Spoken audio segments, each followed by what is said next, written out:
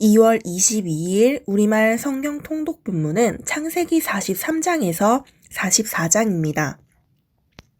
창세기 43장. 그 땅에 기근이 심해졌습니다. 이집트에서 가져온 곡식을 다 먹고 나자 아버지가 그들에게 말했습니다. 다시 가서 우리를 위해 양식을 좀 더 사오라. 유다가 아버지에게 말했습니다. 그 사람이 저희에게 단호하게 말하기를 만약 너희 동생이 너희와 함께 오지 않으면 너희가 다시는 내 얼굴을 보지 못할 것이다 라고 말했습니다. 아버지께서 만약 막내를 저희와 함께 보내신다면 저희가 내려가서 아버지를 위해 양식을 사오겠습니다. 그러나 베냐민을 보내지 않으시겠다면 저희도 내려가지 않겠습니다. 그 사람이 저희에게 너희 동생이 함께 오지 않으면 너희가 다시는 내 얼굴을 보지 못할 것이다 라고 했기 때문입니다. 이스라엘이 물었습니다. 왜 그 사람에게 동생이 있다는 말을 해서 나를 곤란하게 만드느냐? 그들이 대답했습니다. 그 사람이 저희와 저희의 가족 사항을 자세히 물어봤습니다. 그가 너희 아버지가 아직 살아계시냐?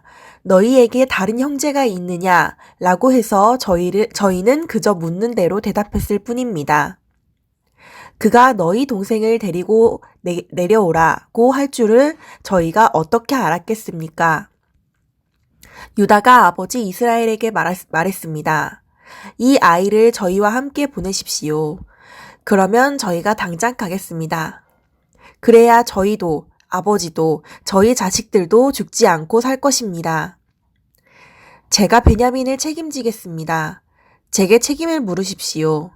만약 제가 그를 아버지께 데려와 아버지 앞에 세우지 못한다면 제가 평생토록 아버지 앞에서 그 죄를 다 받겠습니다. 저희가 늑장을 부리지 않았다면 벌써 2번은 갔다 왔을 것입니다. 그들의 아버지 이스라엘이 그들에게 말했습니다. 꼭 그래야만 한다면 이렇게 하자.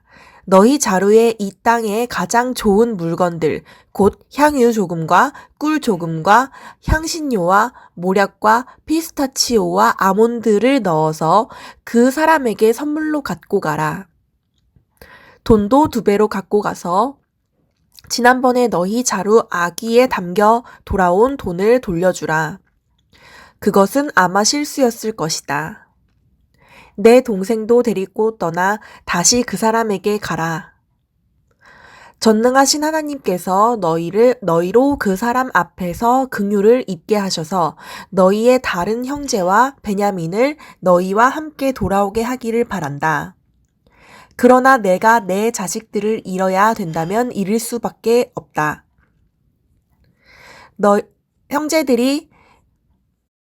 형제들이 선물과 2배의 돈을 챙겨 들고 베냐민도 데리고 이집트로 내려가 요셉 앞에 섰습니다. 요셉은 베냐민이 형제들과 함께 있는 것을 보고 자기 집의 관리인에게 말했습니다.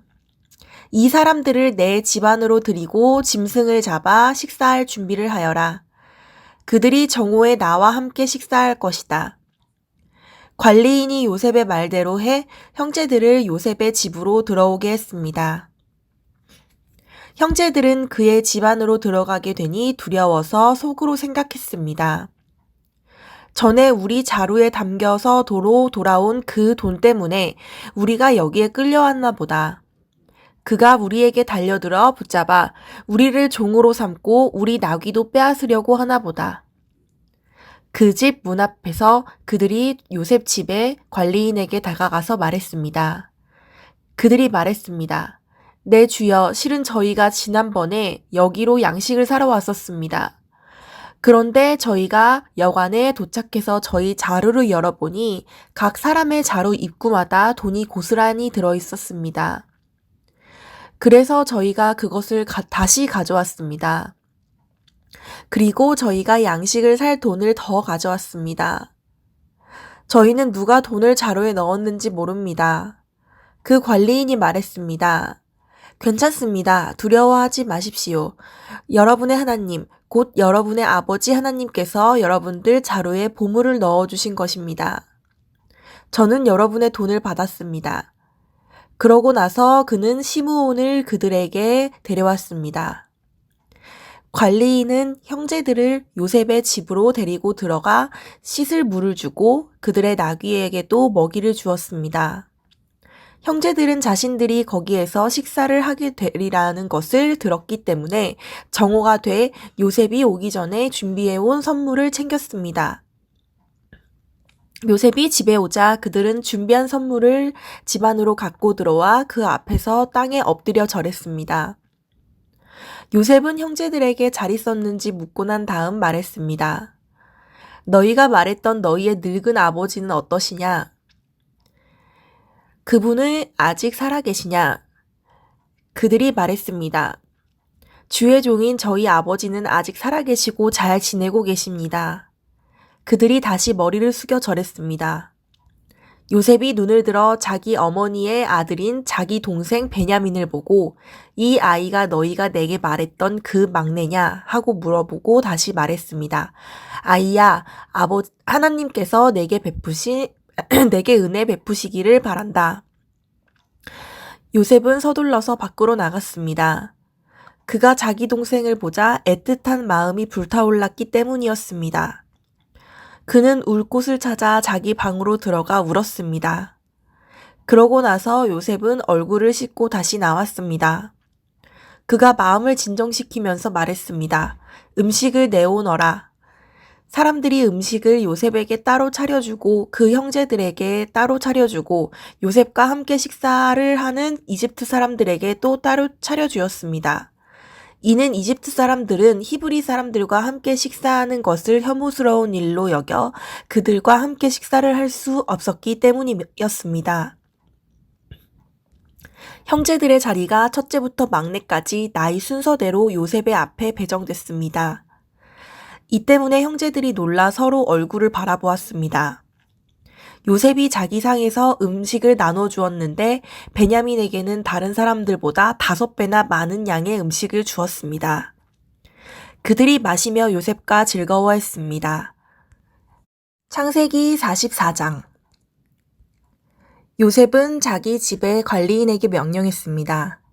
이 사람들이 갖고 갈 수 있는 양식을 이 사람들의 자루에 가득 채워주어라. 그리고 각 사람의 돈을 각자 자루 아귀에 도로 넣어라.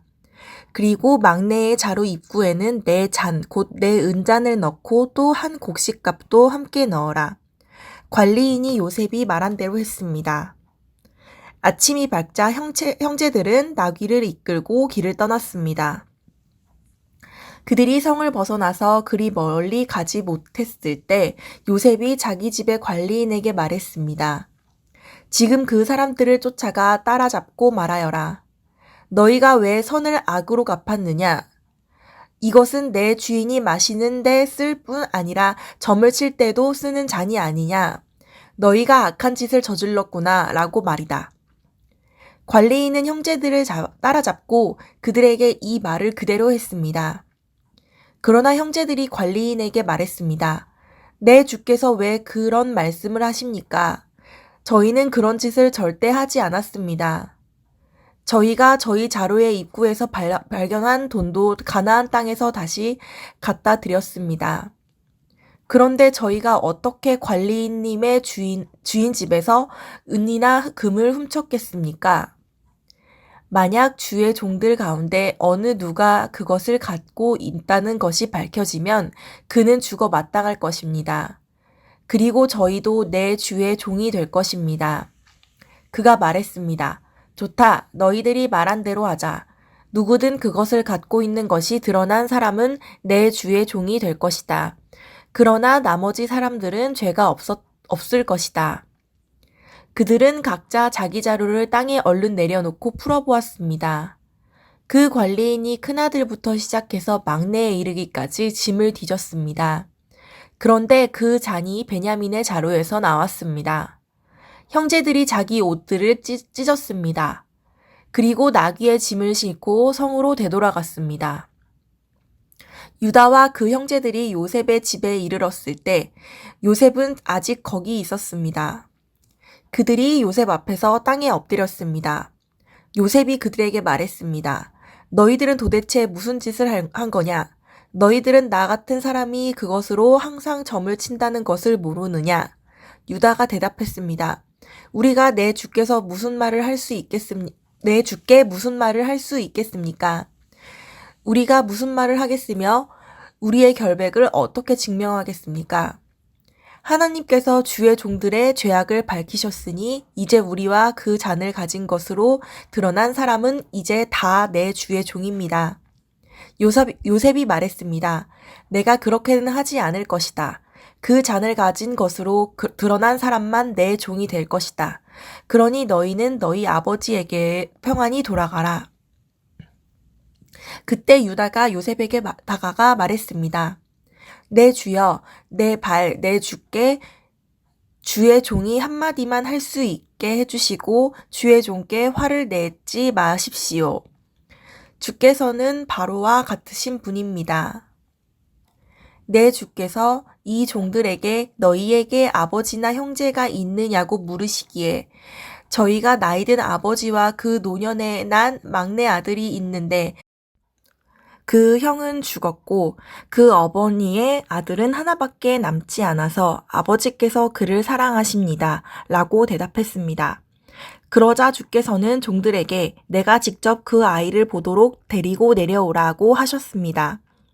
그래서 저희가 내 주께 그 아이는 아버지를 떠날 수 없습니다. 그가 아버지를 떠나면 아버지께서 돌아가십니다. 라고 말씀드렸습니다. 그런데 주께서는 종들에게 너희 막내 동생이 너희와 함께 내려오지 않으면 너희가 다시는 내 얼굴을 보지 못할 것이다. 라고 말씀하셨습니다. 그래서 저희가 주의 종, 곧 제 아버지께 돌아가서 내 주께서 하신 말씀을 전했습니다. 그 후 저희 아버지께서 다시 가서 양식을 좀 더 사오라고 하셨습니다. 저희는 못 내려갑니다. 다만 저희 막내 동생이 저희와 함께 간다면 가겠습니다. 막내 동생이 저희와 함께 가지 않으면 저희가 그분 얼굴을 볼 수 없기 때문입니다. 라고 말씀드렸습니다. 그러자 주의 종인 제 아버지께서 저희에게 말씀하셨습니다. 너희도 알듯이 내 아내가 내게 두 아들을 낳아주었다. 그런데 그 가운데 하나는 내게서 떠났다. 내가 생각하기에 그는 분명히 갈기갈기 찢겨 죽었을 것이다.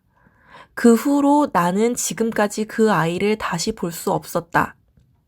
그런데 너희가 이 아이까지 내게서 데려갔다가 혹시라도 그가 해를 입는다면 너희는 흰머리가 난 나를 슬픔 가운데 죽게 만들 것이다 라고 하셨습니다. 그러니 만약 제가 주의 종인 아버지께 돌아갔을 때 이 아이가 저희와 함께 있지 않는다면 제 아버지의 목숨이 이 아이의 목숨에 달려있기 때문에 제 아버지께서 이 아이가 없는 것을 보실 때 돌아가시고 말 것입니다. 주의 종들이 주의 종, 곧 제 아버지를 흰머리로 슬픔 가운데 죽게 만드는 것입니다. 주의 종이 제 아버지께 이 아이를 책임지겠다고 하면서 제가 만약 그를 아버지께 데려오지 못하면 제가 평생토록 아버지 앞에서 그 비난을 다 받겠습니다. 라고 말했습니다. 그러니 제발 이 아이 대신 이 종이 내 주의 종으로 여기 남게 하시고 이 아이는 자기 형들과 함께 고향으로 돌아가게 해 주십시오. 이 아이와 함께 하지 않는다면 제가 어떻게 제 아버지께 돌아갈 수 있겠습니까? 그럴 수 없습니다. 저는 제 아버지께서 불행한 일을 당하시는 것을 참아 볼 수가 없습니다. 아멘.